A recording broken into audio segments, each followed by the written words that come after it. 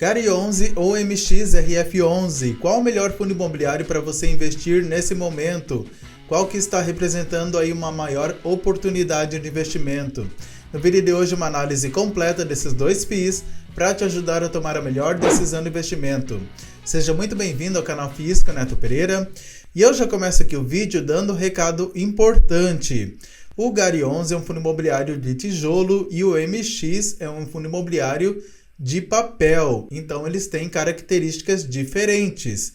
Um performa melhor com a Selic elevada, o outro performa melhor com a Selic em baixa. Então eu fiz esse vídeo mais como curiosidade e também se você tem um dinheiro escasso ali e precisa investir em apenas um fundo imobiliário aí no mês.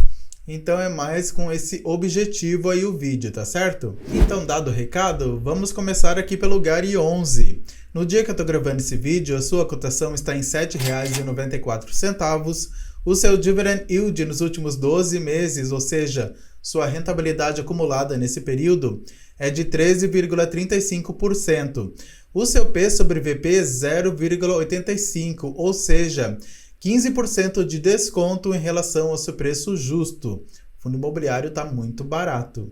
Liquidez média diária de 4,9 milhões por dia. Você não vai ter problemas em negociar cotas desse FII. E ele teve uma desvalorização aí nos últimos 12 meses de 1,85%. E analisando aqui essa cotação no último ano, a gente vê que ela saiu da casa de R$ 9,12 aproximadamente lá em fevereiro do ano passado. Essa cotação veio andando aqui meio que lateralizada aqui na Bolsa de Valores, até que em novembro de 2024 essa cotação caiu bastante, chegou aqui nesse patamar de R$ 7,90, subiu ali um pouquinho e chegou aqui na mínima em fevereiro desse ano a R$ 7,82 aproximadamente. Então, o fundo imobiliário está representando aí uma excelente oportunidade de compra. Então, ele é um fundo imobiliário de tijolo do segmento híbrido. Ele investe aí tanto em galpões logísticos como também imóveis de renda urbana. O seu número de cotistas supera aí 292 mil. A sua vacância física está zerada, o que é um ponto bem positivo aí para você cotista. Lembrando que vacância física mede a porcentagem aí dos espaços vagos dentro de um FII de tijolo. Quanto maior for essa vacância, pior para o fundo, porque ele depende da renda dos aluguéis. O seu valor justo hoje seria R$ 9,30. Então olha só como ele está descontado aí no mercado secundário. O seu último rendimento baixou aí, foi para 8 centavos por cota e o seu valor patrimonial é de 1,3 bilhão de reais. E a gente consegue ver que a rentabilidade desse FII ela veio crescendo aqui ao longo do tempo. Note aqui que lá em dezembro de 2020 a rentabilidade estava em 0,67% e agora ele fechou aí janeiro de 2025 entregando 1,06% de rentabilidade para os seus cotistas. E os seus dividendos eles são bem estáveis. Ele chegou aqui a entregar por um longo período de tempo esse valor aqui de 8 centavos. Ele aumentou esse valor para 9 centavos em fevereiro do ano passado, manteve esse valor até o mês de dezembro do ano passado, onde novamente o fundo baixou aí os seus dividendos para 8 centavos por cota. E o último pagamento foi efetuado agora no dia 7 de fevereiro. Então, abrindo aqui o relatório gerencial referente ao mês de dezembro de 2024 do Gari 11, a gente já vê aqui logo de cara que o fundo ele tem 40 ativos aí no seu portfólio. O prazo médio aí dos aluguéis é de 14 anos, então um prazo bem estendido, dando uma segurança maior aí para o cotista. A sua vacância física está zerada e a sua vacância financeira também. Lembrando que vacância financeira é tudo aquilo que o FII deixa de arrecadar, seja por vacância física, inadimplência ou prazo de carência. Então, ter essa vacância zerada é muito bom. Nos comentários aqui do gestor, ele ressalta aqui que o fundo ele não perdeu seus fundamentos. Está até aqui em negrito. Isso ele colocou aqui por causa daquela queda bastante expressiva no final do ano passado na cotação do Gary 11. Muitos investidores não gostaram da subscrição como ela foi feita. Muitos cotistas também não gostaram aí dessa aquisição aí que o fundo ele fez, comprando esses 15 novos ativos aí do grupo Carrefour, em que a alavancagem do fundo subiu bastante. Então muitos cotistas não gostaram aí dessa gestão, junto com esse cenário todo macroeconômico, acabou afastando aí muitos cotistas do Gary 11. Então aqui ele descreve todo o cenário macroeconômico, faz aqui uma fotografia do Gary 11 em 2024, e ele comenta aqui também da alavancagem do fundo, que subiu bastante, e também do seu caixa, que diminuiu. Então eu vou detalhar aqui mais para você no setor de alavancagem aqui do fundo. Porém, o fundo imobiliário ele tem 2 ativos em processo de venda. Um já está praticamente concluído, que é o BRF Visa, que vai dar aí um respiro maior para o fundo imobiliário em relação a essas obrigações financeiras. O outro é o GPA Campinas, que ainda está em processo aí de diligência e documentação. E o fundo ele também diminuiu aí a sua taxa de gestão e ele já projetou aqui também o novo guidance de dividendos para esse primeiro semestre de 2025, que vai estar aí entre 8 e 9 centavos por cota. Então, no mês de dezembro, o fundo ele teve receitas de pouco mais de 17,3 milhões de reais, despesas de 2,9 milhões de reais.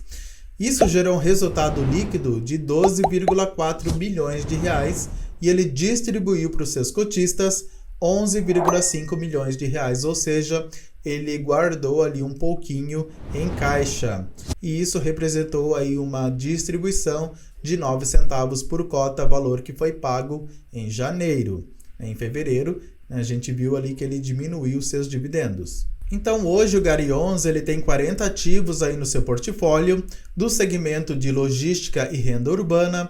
Os seus contratos são 100% atípicos e com multa integral. O que isso significa?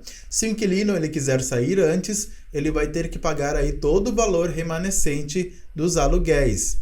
O prazo médio aí dos aluguéis é de 14 anos, então um prazo aí bem longo. Ele tem 7 locatários high grade aí ocupando esses imóveis, espalhados em 10 estados do Brasil. E você pode ver aqui que os ativos de renda urbana representam 66% das receitas do fundo.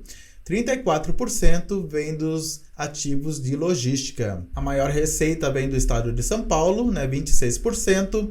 O atacadão ele representa 31% das receitas do fundo, seguido aqui da BAT, do grupo Mateus, com 19% cada, o grupo Pão de Açúcar 16%, BRF 10%, Air Liquide e Almanara 2% cada. E você pode ver aqui que esses contratos, eles são todos eles indexados pelo IPCA. E aqui são todos os ativos aí do fundo imobiliário, do Gary 11, onde você pode ver as fotos, a localização, área bruta alocável, o prazo aí dos aluguéis, tudo detalhado aqui para você.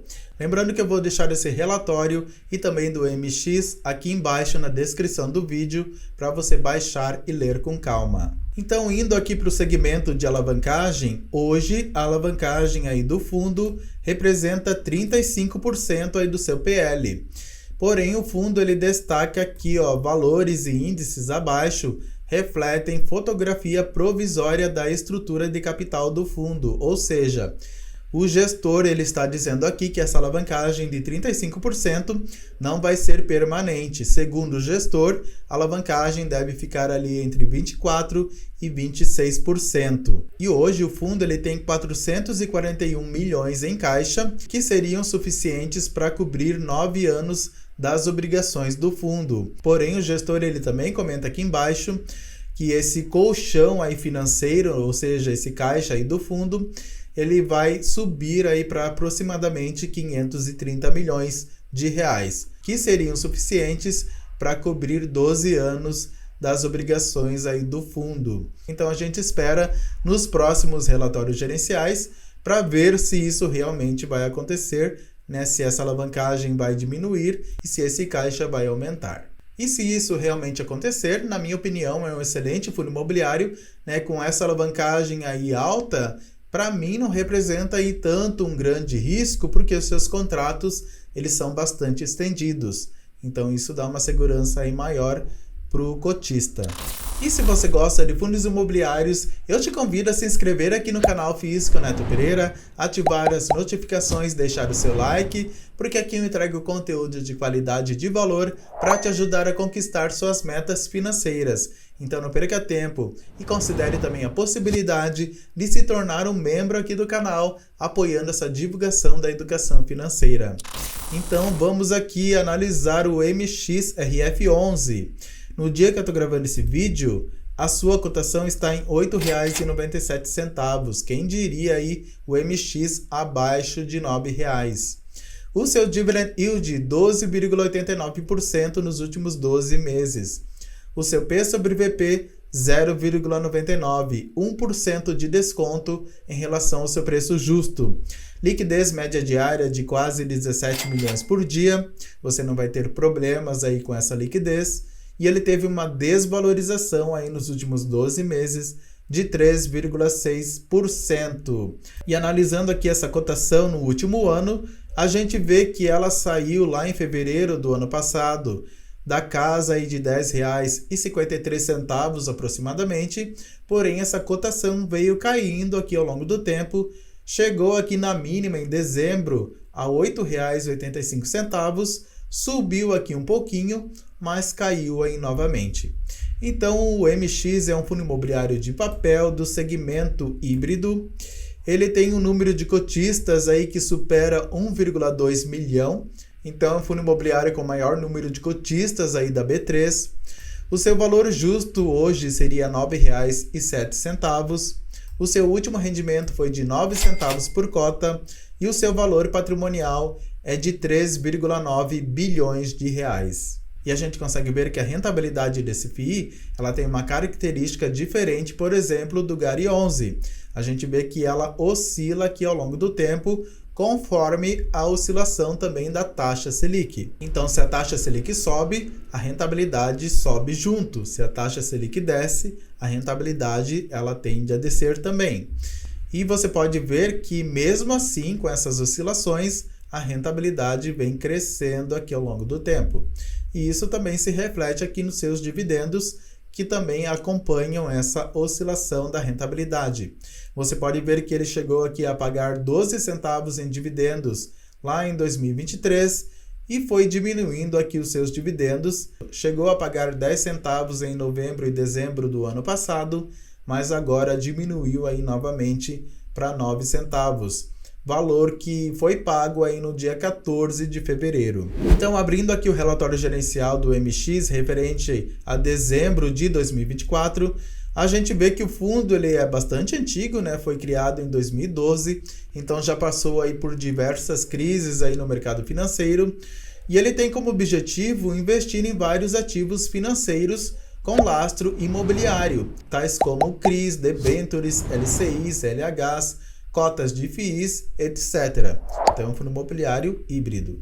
Aqui o gestor ele faz um comentário aí geral aí do cenário macroeconômico. Ele comenta aqui que o fundo visa a alocação de 80% aí do seu patrimônio líquido em CRIs e 20% do patrimônio líquido em permutas financeiras. E aqui ele comenta também de algumas movimentações financeiras aí na carteira do fundo. Então, em dezembro, o fundo gerou receitas de pouco mais de 48 milhões de reais, despesas de pouco mais de 3 milhões de reais, gerando resultado de pouco mais de 45 milhões de reais, e ele distribuiu para os seus cotistas 43,7 milhões de reais, o equivalente a 10 centavos por cota. Ou seja, ele guardou ali uma gordurinha em caixa. E isso é muito bom, porque ele distribuiu um valor menor do que ele gerou aí no seu resultado líquido. E você pode ver aqui que grande parte das receitas aí nos últimos 6 meses vem justamente de CRIs, seguido aqui de cotas de fundos imobiliários.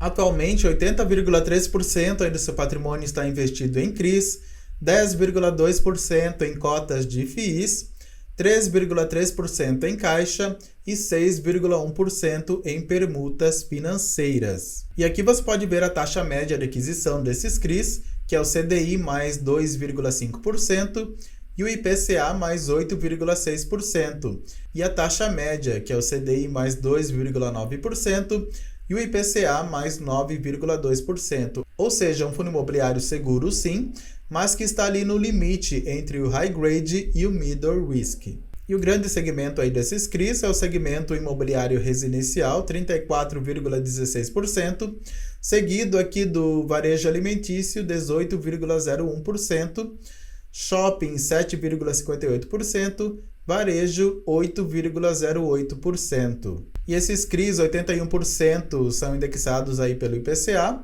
e 18% pelo CDI. Ou seja, se a inflação subir, esse fundo imobiliário vai se beneficiar. E se o CDI subir, ele também vai se beneficiar aí do mesmo jeito. E aqui você pode ver toda a carteira de CRIs aí desse fundo. Você pode ver aqui que a maior exposição não passa de 5,36% do PL.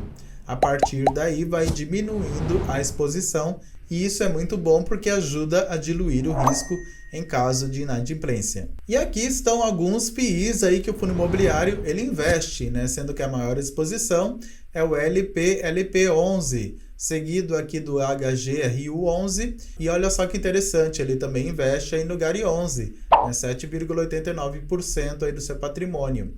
E ele tem aqui outros FIIs que não são tão conhecidos aí pelos cotistas em geral. E atualmente a alavancagem aí do fundo é de 0,86%, né, bem tranquila. Então vamos lá, comparando aí o MXRF11 com o GARI11, em relação à sua cotação, o GARI11 ele está mais acessível. Em relação ao seu P sobre VP, o GARI11 ele está mais barato em relação ao preço justo. Dividend Yield, o GARI11 está pagando mais. Valor patrimonial, o MX ele tem um valor patrimonial bem superior ao do GARI11. Liquidez média diária também, o MX tem uma liquidez bem maior que o GARI11. Valorização aí nos últimos 12 meses, os dois caíram, porém o MX caiu mais. Último rendimento, o MX pagou mais, 9 centavos por cota, contra 8 centavos por cota aí do GARI11. Número de cotistas, o MX ganha aqui de lavada, né? 1,2 milhão contra quase 300 mil aí do GARI11. Taxa média de aquisição em número de imóveis, eu não vou colocar porque são dois FIIs aí com características diferentes.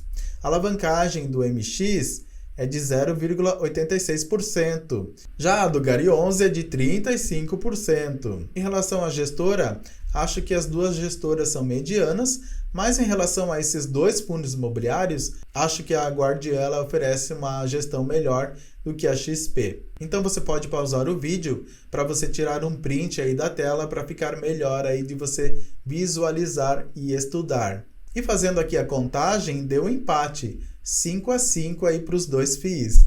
Né? Mas se eu fosse escolher aqui hoje um fundo imobiliário para investir, eu investiria aqui no GARI11 como maior oportunidade de investimento, né? Um fundo imobiliário bom, excelente e que está mais descontado. Então hoje eu preferiria o GARI11. E você concorda comigo? Discorda? Qual que é a sua opinião aí sobre esses dois FIIs? Qual que você investiria aí hoje? Escreva aqui embaixo nos comentários que eu quero saber. Não se esqueça de se inscrever aqui no canal FIIs com Neto Pereira se você ainda não é inscrito. Ative as notificações, deixe seu like se você gostou desse vídeo. E se você quiser ter uma consultoria financeira comigo, desde sair das dívidas até os investimentos, eu vou deixar o meu contato aqui embaixo na descrição do vídeo. E eu vou deixar aqui como recomendação de leitura esse livro, A Psicologia Financeira, do autor Morgan Housel. Excelente livro para mudança de mentalidade em relação a dinheiro. Link aqui embaixo no primeiro comentário fixado. E eu vou deixar aqui no final esse outro vídeo dos top 5 fundos imobiliários para você investir em 2025.